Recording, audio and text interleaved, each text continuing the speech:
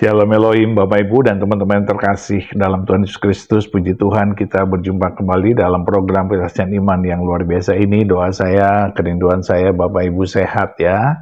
Dalam perlindungan Tuhan yang sempurna, diberkati dan menjadi berkat bagi banyak orang. Memuliakan nama Bapa kita yang di surga dan tentunya itu menyenangkan hatinya. Dan terpujilah nama Tuhan yang memberkati kita semua ini.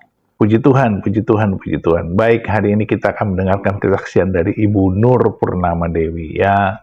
Beliau seorang yang fanatik, muslimah yang sangat keras, keluarganya juga keras ya, ayah ibunya keras, semuanya keras. Kakak-kakaknya juga keras, dan inilah keluarga yang betul-betul menjalankan syariat Islam dengan ketat dalam beragama. Dan apa yang terjadi? Beliau ternyata menikah dengan seorang pria Kristen. Dan akibatnya beliau mengalami dilema antara melanjutkan pernikahannya atau tidak. Dan ini membuat keluarganya terpecah dan ayah ibunya menolaknya dan juga kakak-kakaknya tidak menerimanya. Sampai pada akhirnya mujizat itu terjadi ketika Ibu Nur Purnama Dewi menantang Tuhan kita Yesus Kristus. Bagaimana kisahnya? Mari kita saksikan bersama-sama. Tuhan memberkati. Saya bernama Nur Purnama Dewi. Saya di sini akan bersaksi. Saya 4 bersaudara. Saya dulunya seorang Muslim. Saya 4 bersaudara, 3 laki-laki dan hanya 1 saya perempuan. Keluarga saya tidak ada yang Kristen atau agama apa. Kami keluarga besar semua Muslim. Pada maaf saya sedikit gugup. Pada saat saya dan keluarga inti saya, ayah saya, ibu saya, pasti selalu membimbing saya dengan ajaran agama Muslim yang saya tahu dari kecil. Saya dulu pernah tinggal di waktu ibu saya mengontrak rumah, saya tinggal di Medan pada saat itu. Saya dari Medan, perkenalkan teman-teman, saya berasal dari Medan. Saya suku Jawa, tapi suku Jawa Medan. Dan suami saya suku Karo. Ini cerita masa kecil saya dulu. Pada saat itu, saya diajari ngaji dari kecil hingga saya besar. Pada saat itu, ada tetangga saya yang pindahan dari Jakarta, teman-teman. Saya saat itu kalau tidak salah kelas 1 SD. Tetangga saya yang pindahan itu kan selalu gereja.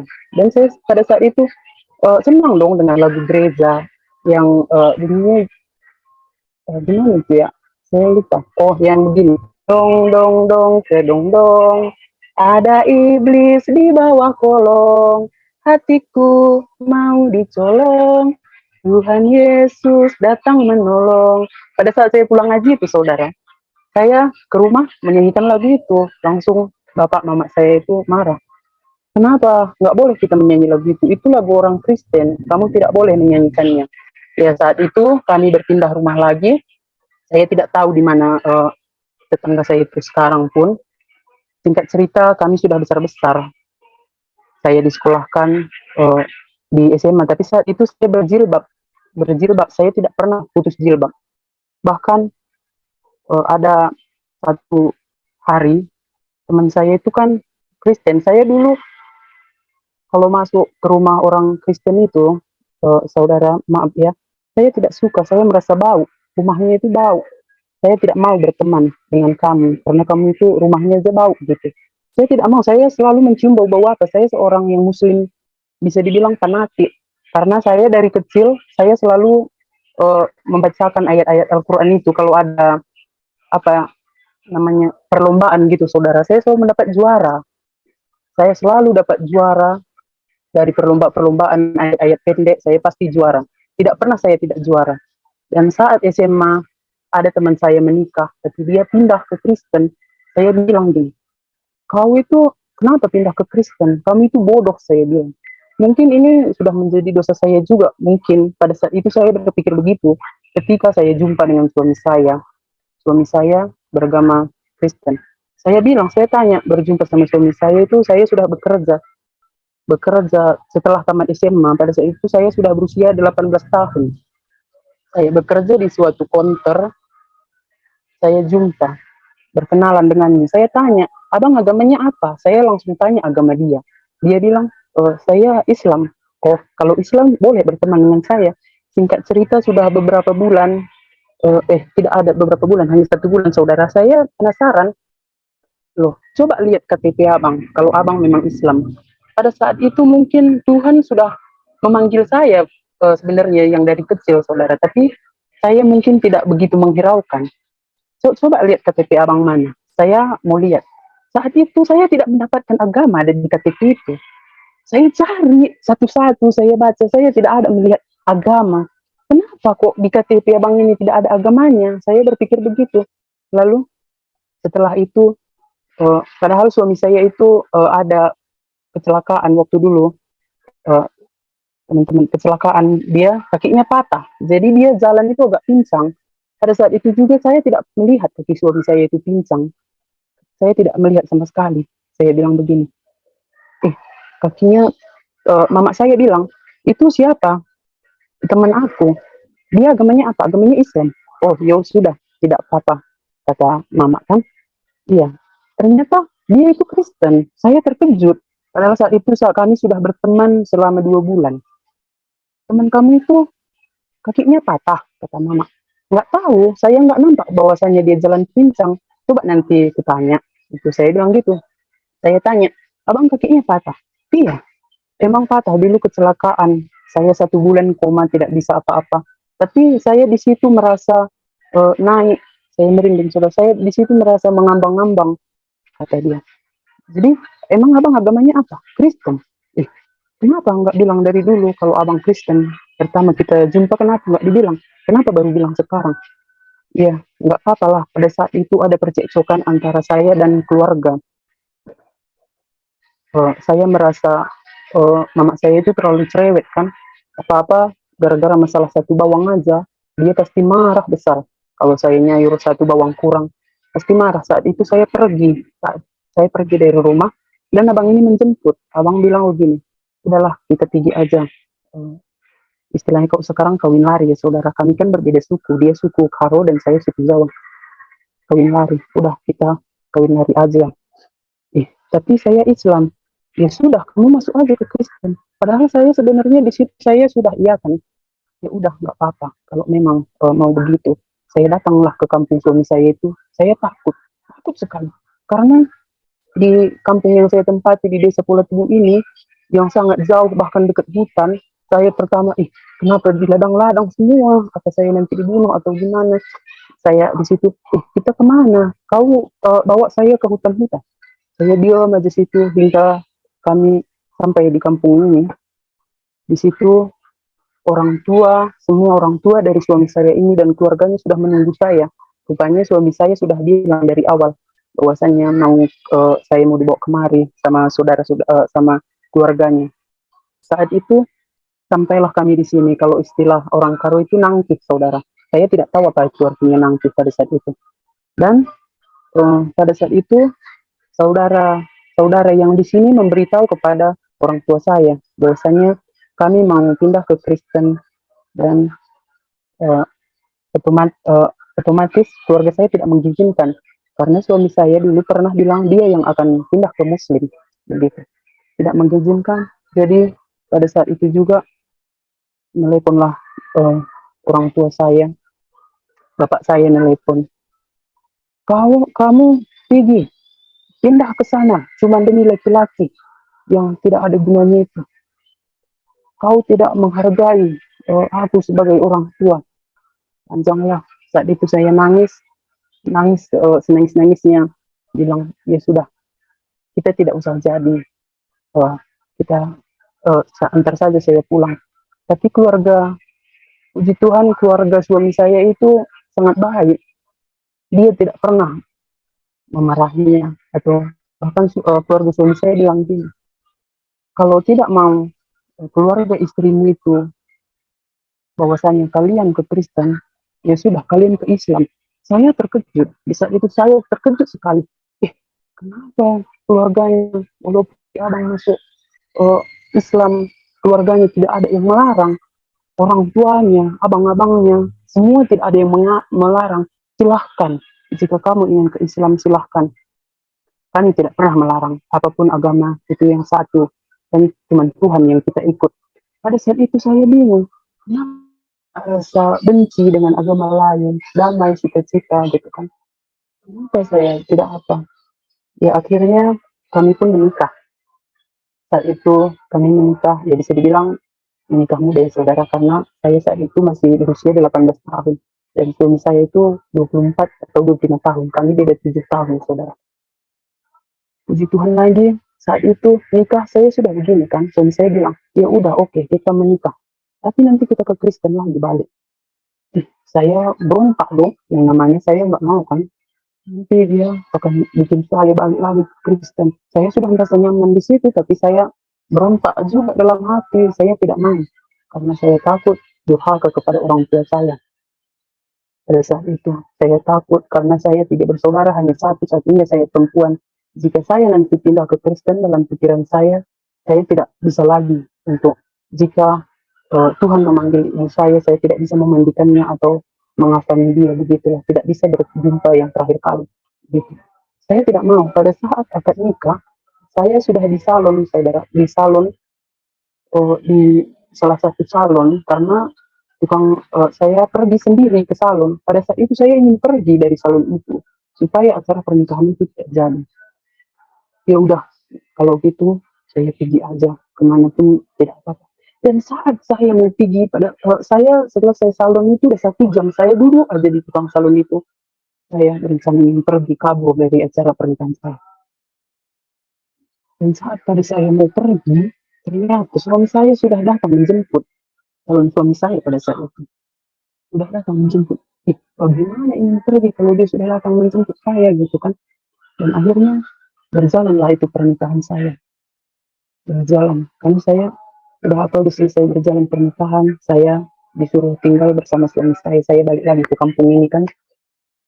Ketika saya balik, suami saya juga ada kamar tidak begitu besar. Itulah Tuhan mungkin sudah menunjukkan. Saya di situ melihat di kamar suami saya itu ada salib.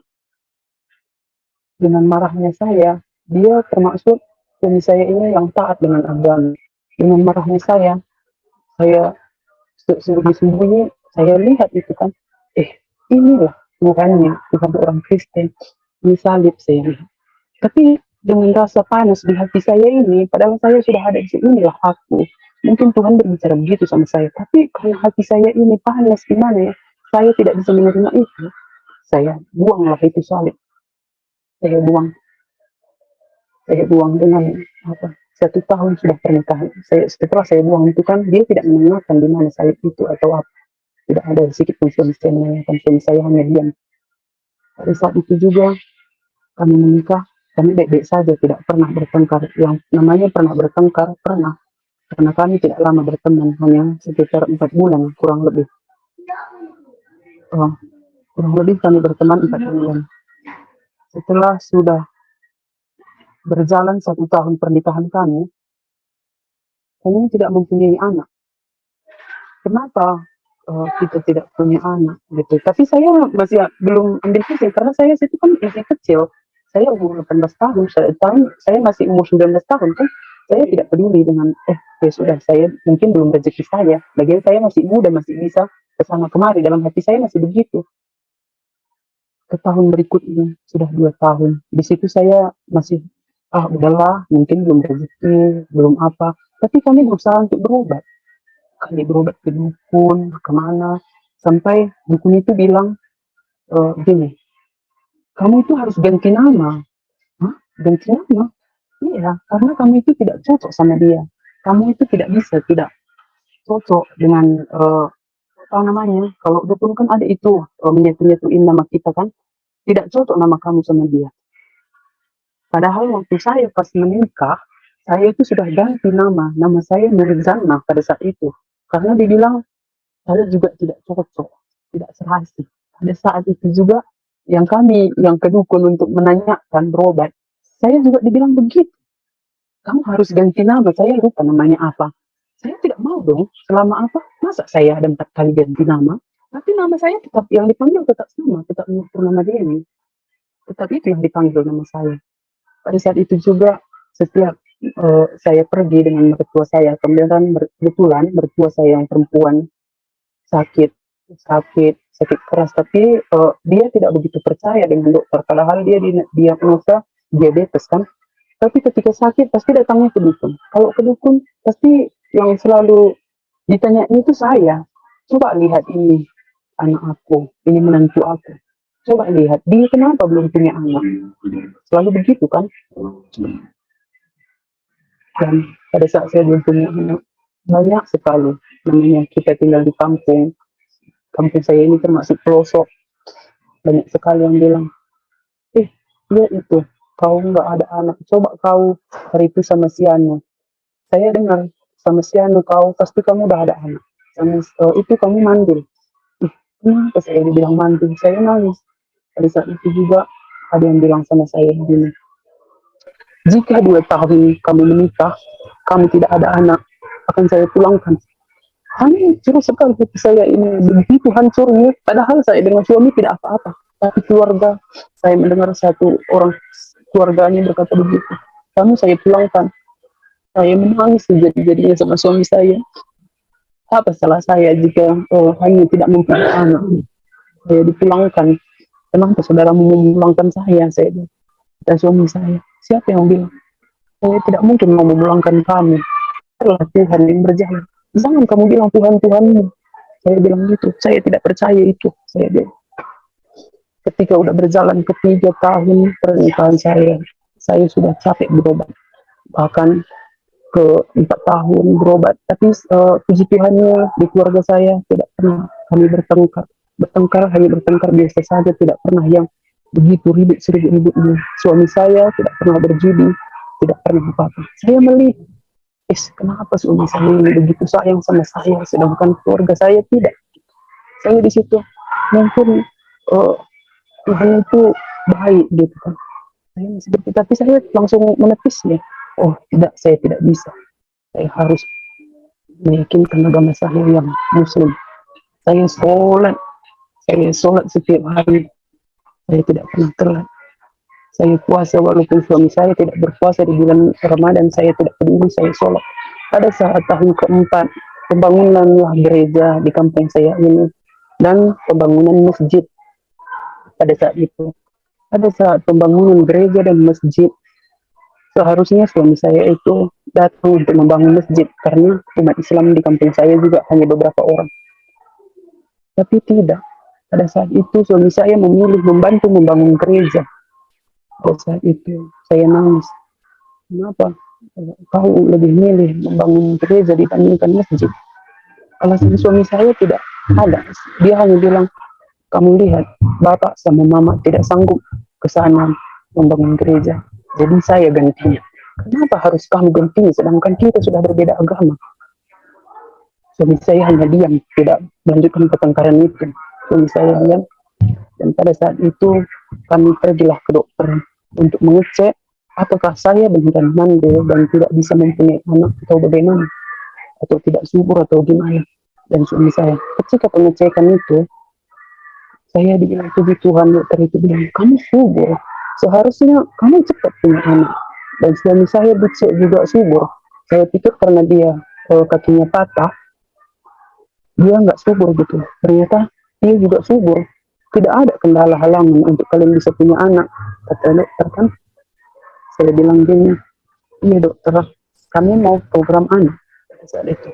Oh iya, tidak apa program. Berjalannya waktu kami program sudah 3 bulan. 3 bulan kami program anak di dokter. Lumayan jauh juga dari kampung kami karena kampung kami termasuk pelosok saudara, dan jalan begitu parah. Setelah kami berjalannya 3 bulan tidak ada hasil juga, hasilnya nihil. Pada saat itu, setelah itu saya sudah pernah positif sih, tapi tidak tahu kenapa belum 1 bulan, sudah usia kandungan 1 bulan, berjalannya 2 bulan, kandungan saya itu tidak berjalan dengan semestinya.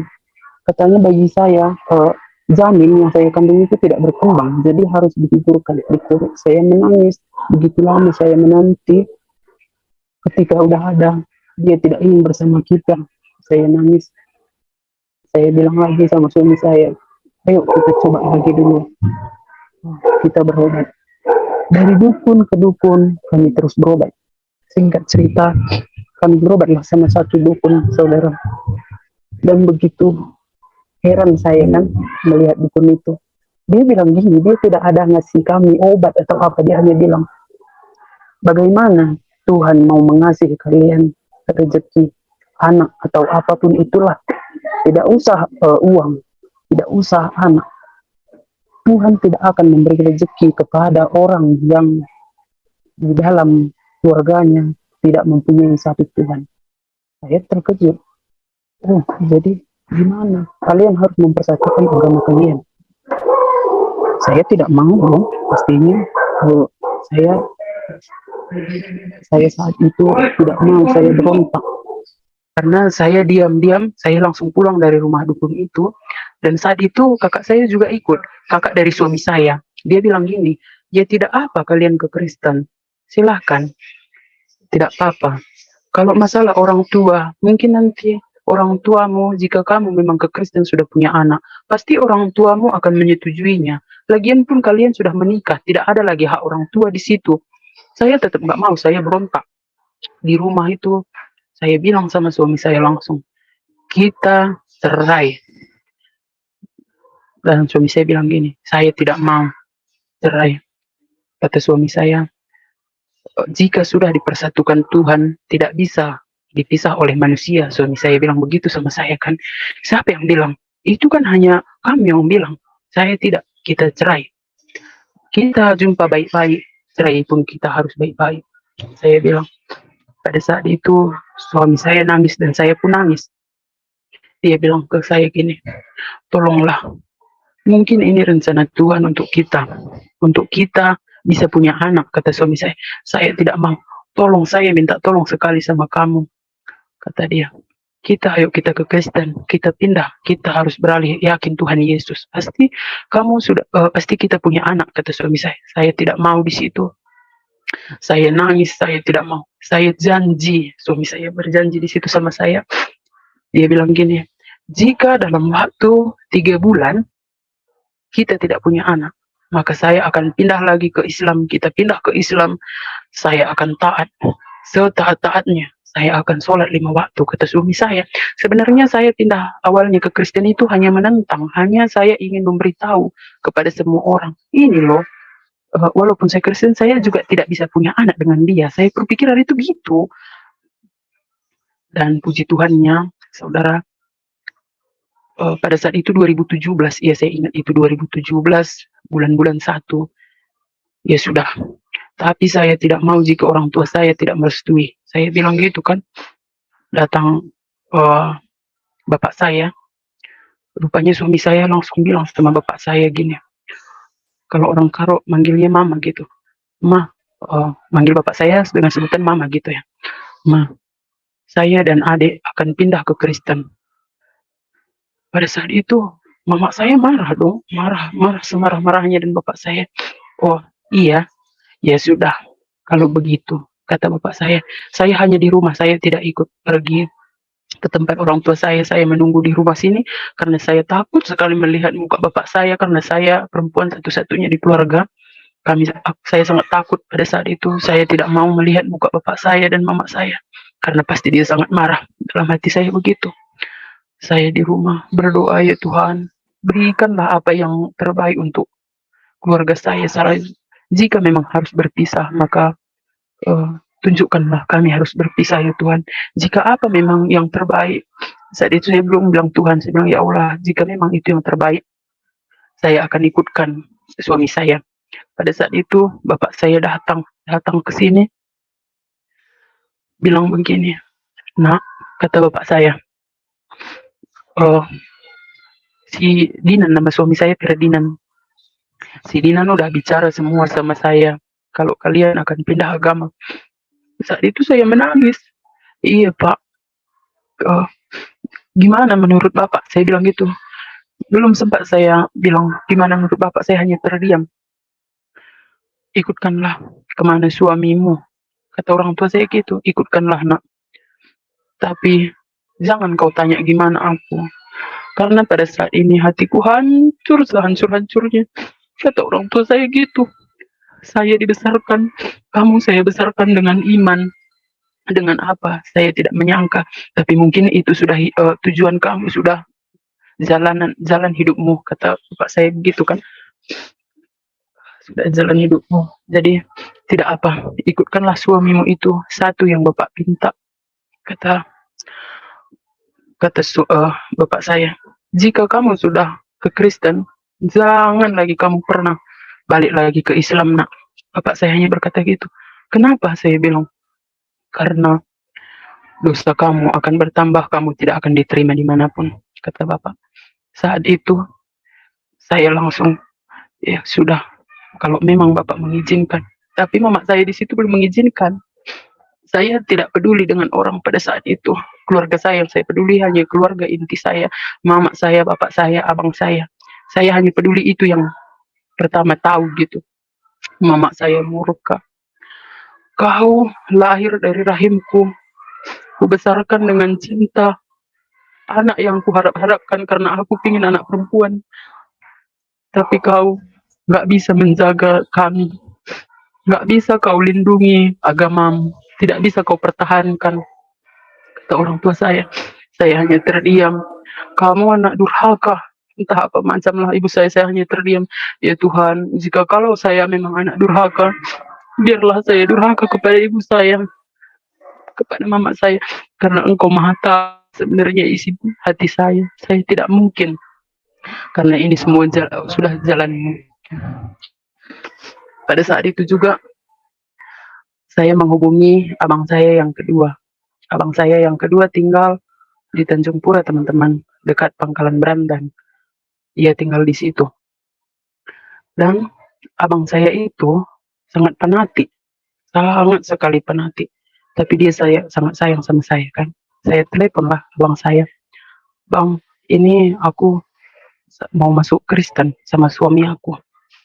Mana tahu nanti ketika aku Kristen aku punya anak atau apa, mungkin itu penghambat di kami.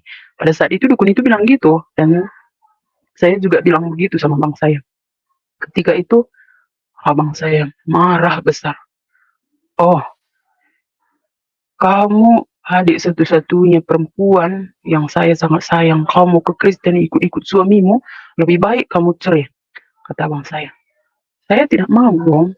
Di mana saya akan mendapat seperti suami saya? Mungkin kalau saya cerai dalam saat itu, saya berpikir mungkin saya tidak mendapatkan yang seperti suami saya lagi, yang begitu baik, begitu sabar dengan saya yang masih anak-anak, yang masih labil pikiran saya. Dan saat itu abang saya, kamu tidak akan saya anggap adik saya lagi. Jangan lagi kau telepon mama, bapak, karena kita sudah tidak bersaudara lagi, kita putus persaudaraan. Puji Tuhan saat itu di awal bulan 2 saya bukan harus sih, saya sudah diajak ke gereja. Ayo kita ke gereja, kata suami saya. Oh iya, tapi saya tidak punya rok, saudara. Karena di sini ke gereja harus memakai rok kan. Karena ibu-ibu yang sudah menikah harus memakai rok supaya lebih sopan. Tapi saya tidak punya rok. Dan kakak saya meminjami. Ini rokmu, pakailah ke gereja, pakai baju yang sopan. Saat itu saya pakai rok itu, saya ke gereja berdua suami saya. Tidak pernah terbayang di pikiran saya itu bahwasannya umat yang ada di kampung saya ini begitu senangnya melihat saya ke gereja. Saya langsung disalami, sini sini sini, marilah kita menyembah Tuhan, sini duduklah di sini. Saya disalam semuanya, dipeluk, saudara. Akhirnya doamu kenyataan. Dia berbicara gitu kepada suami saya. Oh, apa mungkin suami saya dari dulu mengajak saya untuk ke Kristen? Apa dia sengaja? Dia sudah memberitahu semua orang. Dalam hati saya begitu, tapi saya tidak berpikir. Kami menyanyi situ, saya awalnya kan tidak tahu lagu. Saya tidak tahu lagu-lagu rohani, apapun itu, saya tidak tahu. Saya ikutkan, saya hanya terdiam dan menatap salib pada saat itu. Masa iya yang di dalam Nabi saya itu Nabi Isa, kau adalah Tuhan, Tuhan Yesus. Saya belum percaya di situ.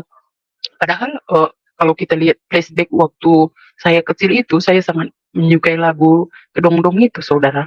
Pada situ kalau saya ingat, di situ Tuhan sudah memanggil saya sebelumnya. Begitu saya mencintai lagu itu dan saya dimarah-marah sama bapak saya, hingga saya masuk Kristen yang pertama, saya ingat lagu itu. Saya langsung menyanyikan, dong dong dong kedondong, saya menyanyikan itu tanpa sepengetahuan suami saya. Karena di sini gereja di Tanah Karo, berarti Alkitab, Alkitab juga bahasa Karo.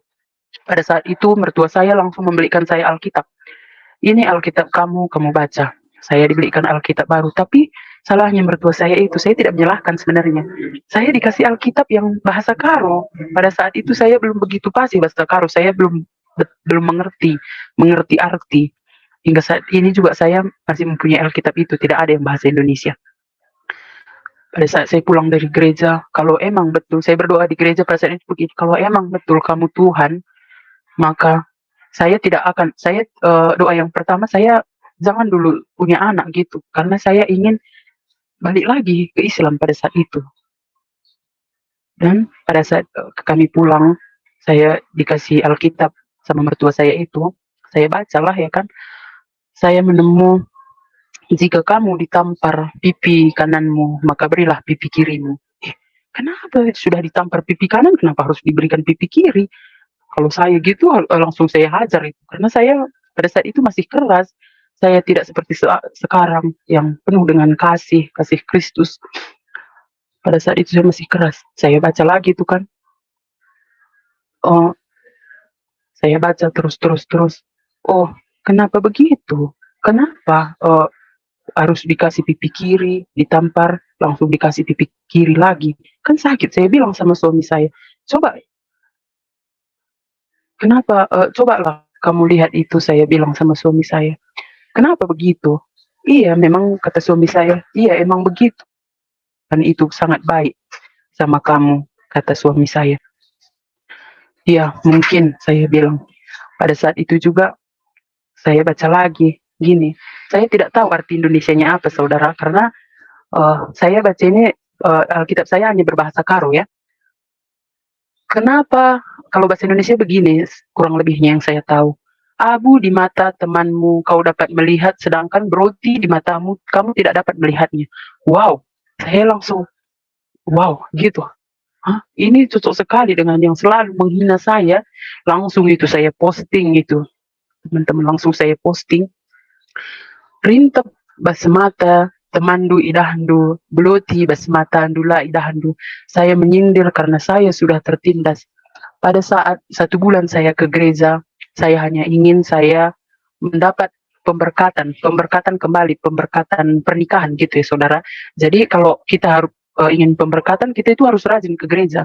Saya ingin mendapatkan pemberkatan kembali, saya gereja lagi kan. Pada saat itu saya ingin pindah dari rumah mertua saya karena saya sudah 4 tahun. Karena suami saya anak paling kecil, jadi kami bilang tidak bisa pindah. Saya tidak mau, kita harus pindah. Mertua saya pada saat itu juga tidak mengasih. Kamu tidak bisa pindah, kamu tidak bisa mengontrak rumah. Pada saat itu, saya tidak tahu, itu mungkin entah gimana saya tidak punya rumah. Ada gubuk di ladang, di ladang. Ukuran cuma 3x4. 3x4 di situ saya masak, di situ kami tidur berdua, karena kami hanya berdua, itu muat dengan ukuran 3x4. Pada saat itu saya mendalami, baru saya dibaptis kembali, dibaptis dan pemberkatan pernikahan. Itu saya bulan 6 pemberkatan, saudara, pemberkatan pernikahan bulan 6 2017. Tidak saya sangka pada saat itu, sebenarnya kurang lebih 2 bulan atau 2 bulan. Puji Tuhan, Tuhan maha baik sekali sama saya. Saya pindah dari mertua saya dan menempati rumah dengan sekecil ukuran 3x4 itu. Tuhan memang tidak berikan harta yang berlimpah, tapi Tuhan berikan yang saya inginkan. Di situ saya hamil saudara. Puji Tuhan, Tuhan kamu sangat baik. Kau telah mendengar doaku yang telah menghinaku. Semua orang menghina aku, mandul. Kau baik dengan rumah sekecil ini. Kau mendengar doaku. Kau selalu menuntunku ke jalan yang benar, Tuhan. Aku begitu dulu kerasnya hatiku. Sekarang uh, aku luluh denganmu Tuhan Yesus. Di situ saya baru bisa berdoa Tuhan Yesus. Haleluya. Di situ saya berbicara begitu. Dan suami saya menangis. Kamu sudah mendapatkan apa yang selama ini kita inginkan.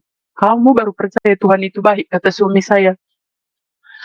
Di situ, saudara semua, saya percaya bahwa Tuhan Yesus itu ada. Padahal saya selalu dicemooh oleh keluarga saya atau orang yang teman-teman saya yang pernah melihat saya Islam. Mana bisa Tuhanmu itu mengasihi kamu anak sedangkan dia dipakukan di kayu salib. Saya hanya bisa berdiam.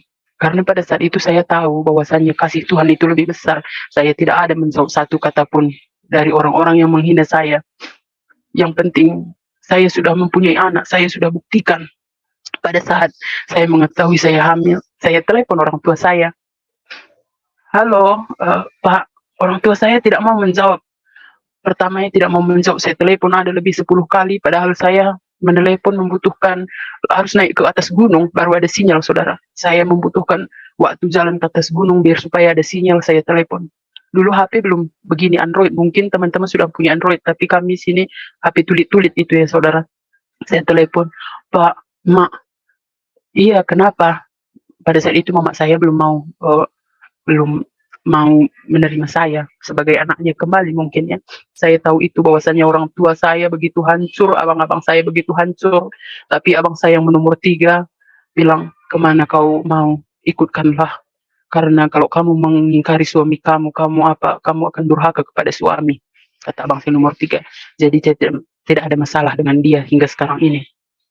Pada saat itu saya telepon mama saya, Mak, aku hamil.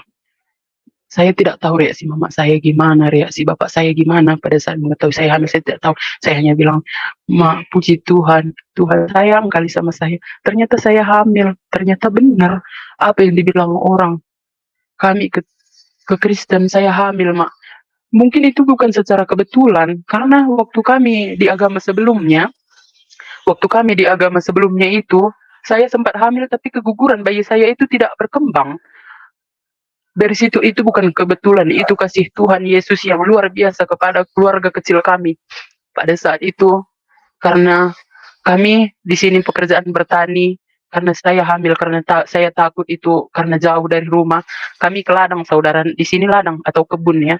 Kami tinggalnya di kebun pada saat itu, di kebun kami buat situ gubuk-gubuk untuk kami berteduh selama 9 bulan saya hamil, saya tinggal di kebun itu. Setiap hari Minggu saya pasti pulang ke rumah untuk beribadah di hari Minggu. Bagaimana licin jalan, saya pasti hari Minggu ke rumah beribadah. Bersuka cita, berterima kasih Tuhan. Yes, Tuhan, kau baik sekali kepada aku. Dari situ saya terus menerima kasih Tuhan Yesus. Untuk saya begitu baiknya kau kepada aku. Saya sudah bisa memberitahu kepada orang tua saya bahwa saya memang bisa mengikuti Yesus. Itu saya langsung hamil, saya langsung gitu. Di acara saya tidak berharap, di acara 7 bulanan, kalau di sini 7 bulanan, mesur-mesuri namanya, saudara. Saya tidak berharap kepada orang tua saya itu untuk datang 7 bulanan, karena kalau 7 bulanan itu orang tua perempuan datang untuk mengasih makan anaknya. Karena kami berbeda suku, jadi saya rasa orang tua saya itu tidak datang pada saat itu. Dan ketika itu, setelah 5 bulan, ibu saya nelpon, saudara. Dia bilang begini, halo, nak, katanya. Saya senang sekali ibu saya bilang, nak. Iya, mak, kenapa? Saya langsung gitu. Iya, nakku. Jadi, langsung mama saya bilang, kau sudah hamil berapa bulan? Kata saya, sudah 5 bulan. Akhirnya tanpa saya sangka-sangka, datanglah keluarga saya, mama saya, bapak saya, abang saya yang pertama dan abang saya yang nomor 3 untuk datang besur-besuri, saudara. Dan abang saya yang nomor 2 itu tetap tidak senang dengan saya karena saya sudah dianggap sudah tidak adik ya, tidak adik kandung. Hinggalah saatnya saya melahirkan. Saya tidak tahu itu waktu saya melahirkan Pas 9 bulan, saya dari ladang, saya belum ada membeli satu pun perlengkapan bayi pada saat itu. Ketika itu, saya membeli perlengkapan bayi, saya tidak ingin apa-apa. Pada saat itu, eh, saya membeli perlengkapan bayi antara saya tidak begitu begitu apanya lah membeli perlengkapan itu. Yang saya inginkan hanya bayi saya sehat sehat. Dan pada saat itu kami juga istilahnya apa ya saudara, mendapatkan apa Tuhan selalu menguji kami. Di saat itu pas 9 bulan saya juga diuji. Saya mau melahirkan pada saat itu. Itu saya ingat pada jam 12 malam. Jam 12 malam saudara, saya sudah merasakan sudah pecah ketuban dan kebidan. Pada saat itu, abang saya yang nomor 3 itulah yang mengantarkan saya ke bidan karena dia sudah, ayo saya antar, kata abang saya. Saya diantar dia karena suami saya pada saat itu masih tinggal di ladang. Hanya saya yang, karena kampung kami jauh ke Pekan, kalau namanya ke Pekan ada butuh waktu 2 jam atau 3 jam. Kalau ini bukan ke kota ya saudara, ke Pekan, di situ ada, kalau istilah di sini ke Pekan gitu. Ada puskesmas, ada apa gitu. Saya dibawa ke puskesmas sama abang saya nomor 3 itu, saya diuji lagi, bahwasanya saya tidak ada pembukaan satu pun. Pada saat itu malam, jam 12 malam, saya tidak bisa dibawakan ke rumah sakit besar, saudara, karena malam itu tidak ada rumah sakit besar, karena bidan di situ hanya satu. Besok pagi-pagi kita rujuk, kata suami saya telepon, saya bilang, kamu harus berdoa. Kita berdoa, ya. Kami berdoa di situ, suami saya datang ke puskesmas jam 6 pagi-pagi. Dan pada saat itu kami tidak mempunyai uang, walaupun tidak mempunyai uang yang banyak, karena saat itu saya harus dioperasi. Kami pergi, pihak puskesmas bilang begini, ibu ini mau pakai ambulan atau enggak? Saya tanya, biaya ambulan berapa? Saya bilang, saya di situ masih bisa berbicara. Saya dengan nahankan sakit pada malam itu. Ya Tuhan, Engkau selalu melindungiku. Pasti Engkau selalu memberikan yang terbaik buatku. Saya hanya berdoa begitu kepada Tuhan. Setelah itu saya bilang kepada bidan yang di situ, kami naik mobil angkut saja ke rumah sakit besar itu. Saya bilang, ini saya mungkin sudah kering. Kalau sesampainya kami di rumah sakit itu, dokter tidak ada bilang apa-apa sama saya. Oh ya sudah, langsung pasang alat, kata dokter. Dokter mungkin situ sudah dokter tidak bilang sama saya apakah ibu merasakan kesakitan yang luar biasa. Tidak, mungkin pikiran dokter itu saya tidak merasakan sakit. Jadi pikir dokter anak saya itu sudah mati. Jadi saya merasakan sakit terus yang luar biasa. Baru setelah saya 3 jam di rumah sakit itu, karena kami perginya pagi, sampai rumah sakit kami jam 10, saya jam 3 baru dioperasi. Dokter bilang sama saya, kenapa ibu begitu bodoh? Kenapa dok? Kenapa ibu tidak bilang dari tadi bahwasanya ibu sakit? Sakit perut ibu, karena ibu tidak mempunyai jalan. Kenapa ibu tidak bilang sakit? Ibu hanya diam. Ya saya tidak tahu dok, saya harus bilang sakit atau gimana. Pada saat itu saya hanya bisa berdoa. Ya sudah, Bapak berdoa. Karena saya tidak tahu ibu ini sakit. Kemungkinan bayi yang ada di dalam perut ibu ini sudah nggak ada, kata dokter gitu. Ya Tuhan, cobaan apa lagi yang kau kasih? Tapi saya berkekeh bahwasanya bayi saya masih ada karena dia masih menendang perut saya. Saya bilang gitu sama dokter, berdoalah karena ada 2 nyawa yang mau diselamatkan, kata dokter. Kami berdoa sebelum operasi. Begitu ajaibnya Tuhan memberikan saya anak laki-laki, saudara. Saya di situ hanya ada saya, suami saya, dan abang saya. Tidak ada satupun saudara saya yang mengikut ataupun orang tua saya. Pada saat itu hanya kami berempat sama kakak ipar saya yang sekarang sudah almarhum. Hanya dialah yang mengantar karena hanya dia yang bisa merestui kami untuk kami ke Kristen, saudara. Pada saat itu tanpa saya sangka orang tua saya juga datang. Tuhan Yesus baik sekali kepada saya. Saya tidak menyangka bahwasanya bisa berjumpa dengan orang tua saya. Orang tua saya datang duanya ke rumah sakit, saudara, melihat mana anaknya ini. Di situ orang tua saya sudah luluh. Mungkin inilah jalan terbaik untuk anakku. Mungkin begitulah yang dipikirkan orang tua saya. Dia menggendong anak saya. Dia gendong, dia apa saat itu. Saat itu kami balik lagi ke kampung, tapi pada saat itu kami tidak tinggal di ladang karena mertua saya marah, "Kamu tidak boleh lagi tidur di ladang, karena jauh dari rumah." Karena saya punya anak bayi saat itu, "Kamu tinggal lagi balik ke rumah kita, ke rumah." Dan sampai saat ini saya masih tinggal bersama mertua saya yang sangat saya sayangi, yang sudah saya anggap sebagai orang tua saya sendiri.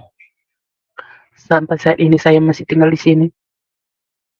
Di situ belum lagi selesai cobaan yang diberikan Tuhan kepada keluarga kami. Walaupun saya sudah melahirkan anak saya sudah punya anak. Abang saya yang nomor 2 itu tidak pernah merestui saya. Ketika lebaran saya pulang ke rumah ke orang tua saya merasa orang asing di rumah orang tua saya. Saya bilang, "Kenapa saya merasa orang asing?" Karena kami masih sama-sama keras. Dia tidak mau jika kami saya duduk dekat dia, dia akan pergi. Begitu seterusnya. Anak saya pun tidak pernah dipegang sama abang saya yang nomor 3 itu. Mungkin tidak pernah dia sentuh sama sekali anak saya tidak tahu. Saya menangis. Selama 4 tahun anak saya tidak pernah dipegang sama dia. Apa kesalahan saya ya Tuhan? Saya selalu berdoa kepada Tuhan Yesus. Apalah kesalahan saya Tuhan kepada abang saya yang satu ini? Kenapa Engkau tidak memberikan kami selalu tidak tidak gimana saya tidak bisa bilangkan dengan kata-kata.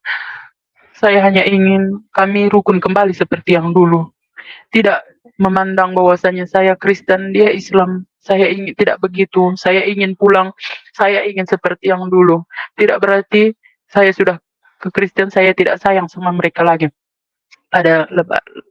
Setelah 4 tahun berlalu, lebaran kemarin lah, saudara, lebaran tahun semalam, saya juga datang berlebaran ke rumah orang tua saya. Saya tetap datang ke situ dan abang saya di situ. Kata emak saya, "Minta maaflah kamu sama abang kamu, karena tidak mungkin kalian berdiam-diaman aja. Sudah 4 tahun kalian diam-diam," kata mama. Pada saat itu anak saya juga sudah berumur 4 tahun. Pada saat itu saya langsung bilang, saya nangis, nangis sejadi-jadinya. "Bang," saya bilang, Kenapa dengan aku? Apa yang pernah aku bikin salah sama kau?" Saya bilang. "Kau udah memang benar gak sayang sama aku. Hanya karena aku ke Kristen, kau tidak sayang lagi sama aku. Kau anggap aku orang lain di rumah ini." Aku bilang gitu langsung sama abang. Langsung abangku bilang gini, "Itu kan udah pilihanmu." Kata dia, dia pun nangis. "Kalau udah pilihanmu, kita pisah. Di ajaran ini kan emang begitu. Kamu sudah murtad." Dia bilang. Saya bilang gini, "Kenapa? Kenapa jika murtad? Saya murtad. Kalian menghina saya, tapi waktu suami saya masuk Islam, kalian begitu membanggakannya. Kalian bilang, kalau kau tarik dia ke Islam, kamu masih masuk surga. Bukannya begitu, sebaliknya." Saya bilang gitu sama abang saya. Saya juga tidak ada agama saya mengajarkan yang saya jalani sekarang, tidak ada mengajarkan tentang ketidakbaikan. Agama saya mengajarkan selalu kebaikan dan berbakti sama orang tua. Jangankan orang tua, sama semua orang pasti dia mengajarkan begitu. Saya bilang gitu. Tidak adakah sedikit waktu abang untuk memaafkan aku, adikmu ini? Karena saya hanya satu-satu perempuan. Tidak adakah pintu maaf itu bersamamu, bang? Dari kecil anakku lahir hingga umur 4 tahun tidak pernah kau pegang. Memang tidak pernah dipegang, tidak pernah disentuh sama saya. Tapi anak orang lain dia selalu pegang. Dia selalu pegang anak orang. Tapi anak saya tidak dipegang sama dia. Saya nangis. Dan pada saat itu Tuhan Yesus dahsyatnya, dan abang saya langsung peluk saya dan nangis. Dan kami saling minta maaf. Sini, aku sudah memaafkanmu. Ikutkanlah agamamu. Di situ mungkin abang saya sudah bisa terima saya. Jadi saat itu kami berpelukan, peganglah anakku ini, saking saya inginnya anak saya itu dipegang sama abang saya itu karena dia tidak pernah pegang anak saya. Peganglah anakku ini. Aku sedih kali, kenapa kau nggak pernah pegang, peganglah, gendonglah dia. Saat itu mungkin abang saya ingin megang, tapi di situ ada saya mungkin kan, dia tidak ingin pegang, dia selalu bawa egonya. Saya perhatikan ketika saya maaf-maafan, Tuhan Yesus sangat baik kepada saya. Disitulah dia mau pegang anak saya. Hingga saat ini saya pun menelpon dia, dia selalu angkat. Kalau dulu saya telepon dia, dia tidak mau. Mungkin dia jijik sama saya, tapi saya selalu bilang, kenapa saya selalu dimusuh-musuhin sama kalian? Selalu ada saja salahnya, padahal tidak ada pernah mengajarkan agama-agama, pasti semua mengajarkan kebaikan. Walaupun cara cara kita, cara cara apanya gimana ya bilangnya, saudara, saya sudah tidak tahu lagi. Cara penyampaian kita kepada Tuhan hanya yang berbeda, karena kan Tuhan itu satu, saya selalu bilang gitu. Iya, tapi kan yang kau sembah itu bukan Tuhan, itu nabi. Jangan pernah kau bilang gitu. Saya langsung bilang gitu. Tuhan saya Tuhan saya baik. Dia selalu memberi apa yang saya inginkan. Saya bilang, di situ abang saya sudah terdiam. 5 tahun saya tidak punya anak. Tiba saya ke Kristen, di situ saya punya anak. Di situlah Tuhan Maha baik kepada saya. Saya tidak akan meninggalkannya lagi. Saya bilang pada abang saya, ya sudah, jika itu pilihanmu. Abang saya yang nomor 2 sudah merelakan saya. Dan puji Tuhannya, mudah-mudahan keluarga saya tidak tahu keluarga besar saya tahu saya ke Kristen atau enggak, tapi mana tahu dia menonton video ini, mungkin dia akan tahu. Tapi itu tidak bisa saya sembunyikan terus-menerus dari mereka. Yang saya ingin keluarga saya, mama, bapak saya, abang-abang saya, kami selalu rukun dan damai seperti sebelumnya. Saya tidak bisa berkata-kata lagi. Hingga saya ke gereja pun, saya tidak pernah meminta banyak kepada Tuhan. Tuhan Yesus, saya tidak tahu lagi apa yang mau saya minta kepadamu. Saya selalu bilang begitu kepada Tuhan. Tapi Tuhan, berikanlah apa yang terbaik buat saya dan keluarga saya. Engkau Maha mengetahuinya. Tunjukkanlah selalu saya jalan yang lurus, Tuhan Yesus. Saya bilang, walaupun rintangan-rintangan selalu diberi Tuhan kepada saya, tapi saya yakin Tuhan Yesus hebat. Tuhan Yesus selalu ada buat saya dan keluarga saya semua. Ya, hanya itu yang bisa saya Baik. bicarakan. Hanya itu kesaksian saya. Mudah-mudahan Tuhan selalu memberkati, mana tahu juga ada yang kisahnya sama seperti saya ini. Mudah-mudahan kalian jangan pernah tinggalkan Tuhan Yesus. Tuhan Yesus Maha baik dan sangat baik.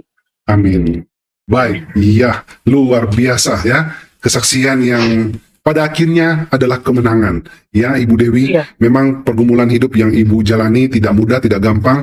Saya beberapa kali melihat Ibu meneteskan air mata karena Ibu rindu untuk merangkul kembali keluarga, papa, mama, kakak Iya. ya. Sepertinya Sangat rindu. hubungan Ibu Dewi dengan kakak ini hubungan yang dekat sebenarnya ya.